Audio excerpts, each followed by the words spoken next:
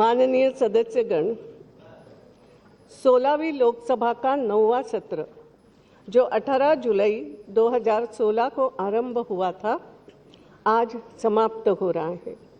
इस सत्र के दौरान कुल 20 बैठकें हुई जो 121 घंटे चली। सभा एक वर्तमान सदस्य और कुछ अन्य पूर्व सदस्यों के निधन संबंधी उल्लेख के पश्चात 18 जुलाई 2016 को स्थगित हो गई थी। इस सत्र में महत्वपूर्ण वित्तीय, विधायी और अन्य कार्य का निपटान किया गया।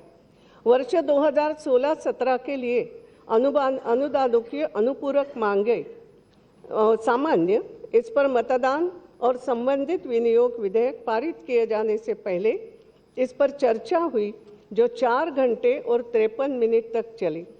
वर्तमान सत्र के दौरान 14 सरकारी विधेयक पुनर्स्थापित किए गए। कुल मिलाकर 13 विधेयक पारित किए गए। पारित किए गए कुछ महत्वपूर्ण विधेयक जो है Indian medical council amendment bill 2016, the dentist amendment bill 2016, the child labour prohibition and regulation amendment bill 2016, the Benami Transaction Prohibition Amendment Bill 2015, the Enforcement of Security Interest and Recovery of Debt Laws and Miscellaneous Provisions Amendment Bill 2016, the Employees Compensation Amendment Bill 2016, the Taxation Laws Amendment Bill 2016, the Factories Amendment Bill 2016। सभा में संविधान 122वां संशोधन विधेयक 2014 जिसे वस्तु और सेवा कर जीएसटी, ये भी विधेयक भी इसको कहा जाता है, राज्यसभा द्वारा किए गए संशोधनों पर भी चर्चा हुई। सभा इस विधेयक पर लगभग 6 घंटे चर्चा करने के पश्चात राज्यसभा द्वारा किए गए संशोधनों पर सहमत हुई। रेलवे कन्वेंशन कमेटी के प्रथम प्रतिवेदन में अंतर्विष्ट सिफारिशों संबंधी एक सरकारी संकल्प लगभग 4 घंटे की चर्चा के पश्चात स्वीकृत हुआ। सत्र के दौरान 400 तारांकित प्रश्न सूचीबद्ध थे, जिनमें से 99 हुए, एक कम रह गया, 99 प्रश्नों के मौखिक उत्तर दिए गए। इस प्रकार औसतन लगभग प्रतिदिन 4.96 यानी 5 के करीब प्रश्नों के उत्तर दिए गए। शेष तारांकित प्रश्नों के लिखित उत्तर 4600 अतारांकित प्रश्नों के उत्तरों के साथ सभा पटल पर रखे गए। श्री दुष्यंत चौटाला द्वारा प्रधानमंत्री ग्राम सड़क योजना के बारे में उठाई गई आधे घंटे की चर्चा पर भी बहस की गई और संबंधित मंत्री ने उसका उत्तर दिया। प्रश्नकाल के पश्चात और शाम को देर तक बैठकर सदस्यों ने अविलंबनीय लोक महत्व के लगभग 618 मामले उठाए। माननीय सदस्यों ने नियम 377 के अधीन 367 मामले उठाए। स्थायी समितियों के करीब 32 प्रतिवेदन सभा में प्रस्तुत किए गए। सभा में नियम 193 के अंतर्गत अविलंबनीय लोक महत्व के विषय, कश्मीर घाटी में हाल में हुई हिंसा, मूल्य वृद्धि, एसडीजी संधारणीय विकास लक्ष्य जिस पर अभी आंशिक चर्चा हुई है, और देश में दलितों पर अत्याचार पर 4 अल्पकालिक चर्चाएं भी हुई। संबंधित मंत्रियों के उत्तर के साथ 3 महत्वपूर्ण मामलों पर चर्चा पूरी हुई। सत्र के दौरान ध्यानाकर्षण के जरिए भी 2 मामले उठाए गए जो छत्तीसगढ़ सरकार द्वारा महानदी के ऊपर बैराज परियोजनाओं का निर्माण किए जाने के कारण कथित तौर पर ओडिशा में हीराकुंड बांध में जल प्रवाह के अत्यधिक बाधित होने और देश में विशेषकर पूर्वी उत्तर प्रदेश में इंसेफेलाइटिस के फैलने से संबंधित है। ध्यानाकर्षण के उत्तर में संबंधित मंत्रियों ने वक्तव्य दिए, स्पष्टीकरणों के भी उत्तर दिए। मंत्रियों द्वारा अन्य विभिन्न महत्वपूर्ण विषयों पर 42 वक्तव्य दिए गए और माननीय संसदीय कार्य मंत्री द्वारा सरकारी कार्य के संबंध में 3 वक्तव्य दिए गए।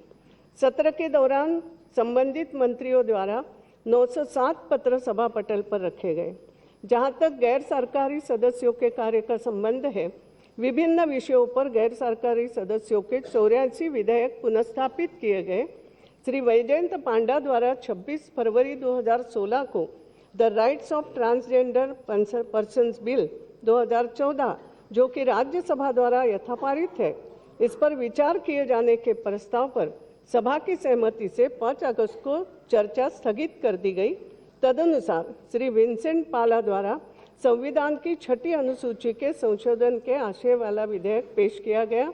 विधेयक पर चर्चा 5 अगस्त 2016 को अधूरी रह गई। जहां तक गैर सरकारी सदस्यों के संकल्पों का संबंध है, कर्मचारी भविष्य निधि पेंशन भोगियों का कल्याण सुनिश्चित करने हेतु उपायों संबंधी संकल्प जो श्री NK प्रेमचंद्रन द्वारा 6ठे सत्र के दौरान 11 दिसंबर 2015 को पेश किया गया था, उस पर 29 जुलाई 2016 को चर्चा आरंभ की गई, जो अधूरी रही। सभा ने एक मत से यह प्रस्ताव किया कि कश्मीर के समस्त जनमानस में एक विशेष रूप से युवाओं में विश्वास पुनर्स्थापित किया जाए। इस सत्र में जबकि व्यवधानों और बाध्य स्थगनों के कारण 6 घंटे और 33 मिनट से अधिक का समय नष्ट हुआ, सभा विभिन्न मुद्दों पर चर्चा करने के लिए 18 घंटे और 5 मिनट देर तक बैठी। भगवंत मान द्वारा श्री सोशल मीडिया पर संसद परिसर के फुटेज को अपलोड करने से संबंधित विभिन्न मुद्दों की जांच करने के लिए एक जांच समिति गठित की गई है।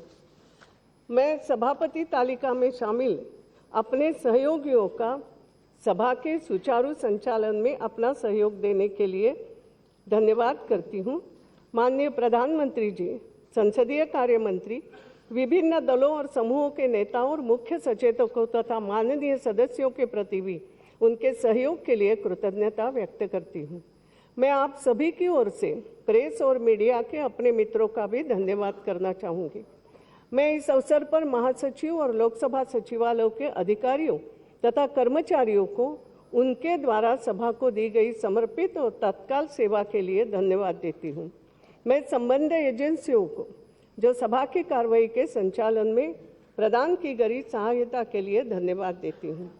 माननीय सदस्यगण, मैं हमारे स्वतंत्रता दिवस के अवसर पर, जो कि इस बार अभी 70वां हमारा स्वतंत्रता साल शुरू हो जाएगा, इस अवसर पर भी आप सभी को तथा समस्त भारतीयों को, देश में और विदेश में भी जो रहते सभी को बधाई देती हूँ तथा